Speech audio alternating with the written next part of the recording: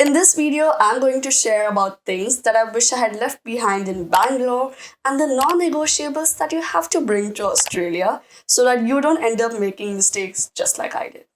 Reached our names in the dust on the window, shared secrets. Hello everyone, welcome back to my channel. You're Ranisha Jaswita and make sure to subscribe if you haven't yet already. If you are planning to move to Australia as an international student and are not quite sure what you want to pack into your suitcases, you are at the right place. You watched the moving to Australia video, you watched the PT exam video, as well as the visa medical exam. And now you're here for the final but stressful part, and that is packing your life in 2 suitcases to Australia. In this video, I'm going to share about things that I wish I had left behind in Bangalore and the non-negotiables that you have to bring to Australia so that you don't end up making mistakes just like I did. If you're currently packing and are quite confused, then let's just get into the video and save you some pain. In this segment, we are going to be talking about the non-negotiable checklist. Forget about clothes for a second. If your luggage gets missing or gets delayed, there are quite a few items that you cannot live without even for a week. And these are the items that you need to carry on your carry on. Number one, the security folder, and this is very important. In this security folder, you need to have your documents, your visa, your university confirmation letter, and your COE. I know quite often it does feel like it's just easier to have things digitally, but when something makes your life easier, please do it. It is always advisable to have a hard copy of your documents so that you don't end up scrambling and wasting not just your time, but the office's time as well. The second part that I'm going to be talking about is carry on comfort essentials. I know this seems like such a small thing, but trust me, make sure to include it in your packing process because this saves your neck and your life big time. My first travel essential is a travel pillow. Now, on small flights, I wouldn't usually consider this a necessity, but on a long international flight like this, it saved my neck big time. Especially when sometimes I felt like the angle was not quite right for my neck, but I just wanted to fall asleep. So I would just turn the travel pillow front side and I would just put my head like this and go to sleep. When I went traveled from Malaysia to Australia, I literally got up when we were about to reach Melbourne. So you know that that person could sleep. My second travel on essential is very important. And I feel a lot of people do this unintentionally because if your luggage is extra, you're gonna just put clothes over yourself to save space. But trust me when I say layering is key. Always pack one extra hoodie. Initially, it might not seem cold, but flights get pretty cold later on. Even I personally did not wear a hoodie initially because I was like, it's hot. But in between the flight, I was just like opening my bag and removing my hoodie and putting it on myself because even the blanket did not solve my problem. But this thick hoodie that I did pack in my carry on did help. The third thing I'm going to be talking about in this section is irreplaceable items. Let's start off with electronics. Make sure to pack your laptop, your iPad, tablets, cameras, all of it in one section in your bag.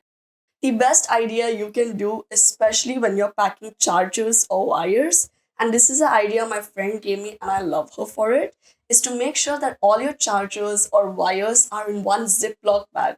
A Ziploc bag doesn't cost much, but it saves so much pain because when you're going through multiple security check-ins, you can just pull the Ziploc bag and don't need to pull every wire one by one. That way, you're saving time and also saving the panic that you kind of feel when people are standing in line behind you. The other thing is to also make sure you're carrying one universal adapter. You do not need many, just one is enough.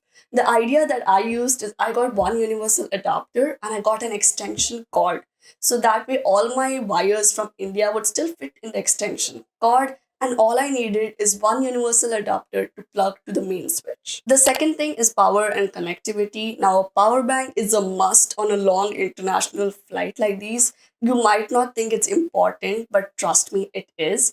It also saves your life later on when you're out during universities and you have a power bank to plug in your phone in. Even though planes have these in flight entertainment, sometimes I just like listening to music that is of my taste and so I knew that my charge was going to go down. And especially when you're calling or you're just trying to book an Uber, there's so much going on that even though it might seem like a purchase, because power banks are not always on the cheaper side, trust me when I tell you this is the best investment you can make. The last one is small comfort items, just like bringing your tiny journal or your book, especially when you land in Australia and you kind of feel homesick. This journal helps you put down your thoughts, or just a book for you to scribble, or something that is a comfort item for you. Can be a soft toy, but a tiny one. Please don't bring a huge one in your carry on. Let's get into the second statement, and these are things you do not need to pack. This is where people usually mess up. They pack these things thinking they are saving money, but all they are doing is losing the important and precious luggage weight that they have. Number one, excessive toiletries. Please don't pack bottles of shampoos and conditioners. They are usually on sale at Chemist Warehouse or Woolworths.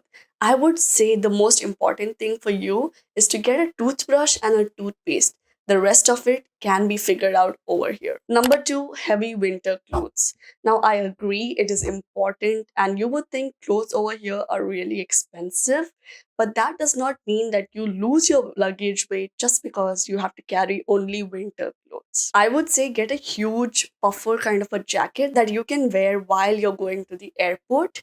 And number two, just get one more extra jacket. That is it. What you can instead do is pack light layers. Thermal tops and thin sweaters are a good option. And ultimately, you can buy a really thick and stylish jacket in Australia when you really need to. I cannot believe I'm saying this, but I totally understand that it needs to be said. Please do not pack bedding. It is so unnecessary. The only thing I got was a bed sheet and a pillow cover. Because pillows and beds, okay, nobody's going to bring beds, but pillows can be figured out over here. You can get them for relatively cheap in Kmart. Even the bed sheets and pillowcases that I did get, I used vacuum seal to make sure they were really thin and were not taking up much of the space. The fourth one is too much stationery. Trust me when I say, please don't do this. You usually get notebooks, pens on your orientation day, and they are given to you for free. Especially if you're coming to university like Australia or any other country, most of it is digital anyway, and you do not need to spend so much space in your luggage just for stationery. The third segment that we are going to be talking about is high value items. In the previous segment, we talked about items that we should absolutely leave behind, but there are some expensive items that are absolutely worth their weight. These aren't cheap, and even if you do find them, they get spoiled pretty easily. So let's just get into it. Number one, a pressure cooker. This is from personal stories that I've heard from my loved ones that the pressure cookers over here often can't handle weight. So I wouldn't recommend you to get a 5 liter pressure cooker because you do not need that, but a 1 liter or a 3 liter one will do wonders.